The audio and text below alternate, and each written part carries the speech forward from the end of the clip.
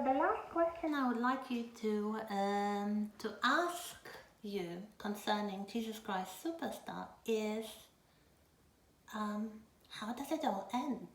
And is there any supernatural element present in this musical?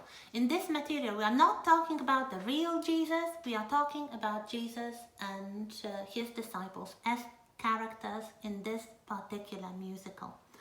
So it ends with the crucifixion.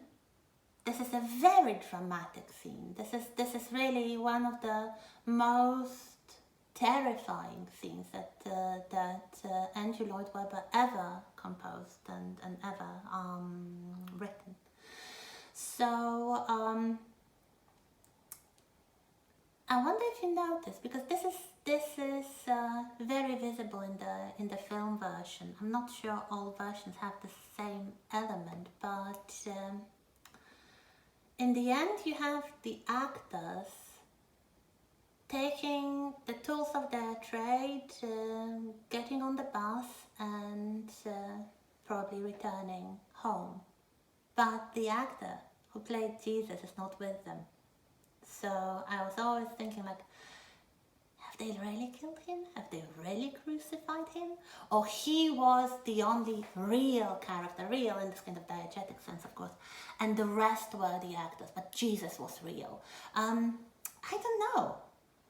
I would be quite interested to hear from someone who saw another version, how they do it in the end. Is Jesus still on the cross? Because normally it's just the cross without the body of Jesus, but he's nowhere to be seen. He's definitely not with the actors coming back from the desert. And before it happens, just before the crucifixion, after the trial before Pilate, after Herod, after this very, very moving and I think kind of terrifying and touching scene of Jesus praying in Gethsemane,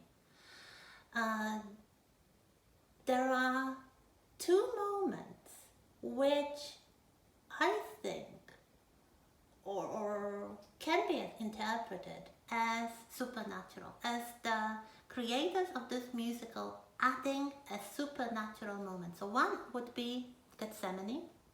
Do you remember there is this moment when Jesus prays that he's terrified, he doesn't want to die, he wants response from God, and of course God is silent, but for one thing, there is one exception. When Jesus is completely hysterical and he kind of shouts to heaven, like, what will be my reward? Will I ever be remembered? There is a moment in the film, in the 74 film, when suddenly you have images of paintings showing the crucifixion, old master paintings and modern paintings and paintings from different periods of the history of art showing Jesus on the cross. So perhaps this is God's answer. This is the vision that he has, that he will never be remembered, never be forgot, and his sacrifice will be not only remembered but will be effective. And then, if this is not enough, then you have the title song, Superstar. And this is something incredible. And if you haven't watched the film, this is a good moment to watch at least the excerpt showing the Superstar song. So just before the crucifixion. So where is it? Who are these people? This is Jesus meeting Judas again after Judas's death, and Judas is wearing a white costume with something that looks like wings. So is he an angel now? And are the dancers that you can see in this amphitheater angels? So is Jesus in heaven? Is Jesus in hell, perhaps? You might remember this from the Christian credo, that after Jesus died, he descended into hell, possibly to save some people who were there already. So who would he meet? He would meet, of course, Judas. And Judas seems to be asking the same questions over and over. And one of the names for the devil is the questioning spirit. So was Judas the devil after all?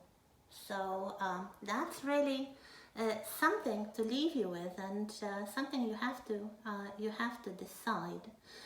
And why? What is the function? What is the dramatic function of this particular song? This is the 11 o'clock number. This is the big song towards the end of the show. It's not the last song, but this is the big song towards the end of the show. So it is meant to complete certain dramatic arches. So what's the function of Superstar? Is it just the fallen angels questioning the choices of Jesus? Or he accepts Judas as something of his brother, perhaps? This is really a very good musical because it's so possible to be interpreted in very many ways. And if you liked Jesus Christ Superstar, especially if you liked The Convention, the rock musical, there is another one from the same year, 1971, and there was a film in 1973, so it kind of followed Jesus Christ Superstar's fame. The title of this American answer to Jesus Christ Superstar is called Godspell. Not gospel, but Godspell, one word. By Stephen Schwartz, the man who made a few interesting musicals like Pippin or Wicked. So this is his answer to a rock musical about Jesus and the apostles, and it's completely different. If you are looking for an interesting subject for your essay and you loved Jesus Christ Superstar, I strongly encourage you to see Godspell, because this is something else. It also uses rock music, it also uses this kind of hippie vibe, and Jesus is presented as a kind of hippie. In the film version, he is made into a little bit of a clown, but a kind of, intelligent clown. The clown who asks questions. The clown who's not threatening, but who is drawing the attention to important things through humor and this kind of playful mode. So it's quite interesting the way that modern music is used to the lyrics of traditional hymns about the Passion of Christ, and I would say it's a very interesting thing to compare these two Christian passion plays, or anti-Christian. Yeah, so that's it, and now we'll talk about other musicals that are very heavily inspired by religion, and especially the Book of Mormon.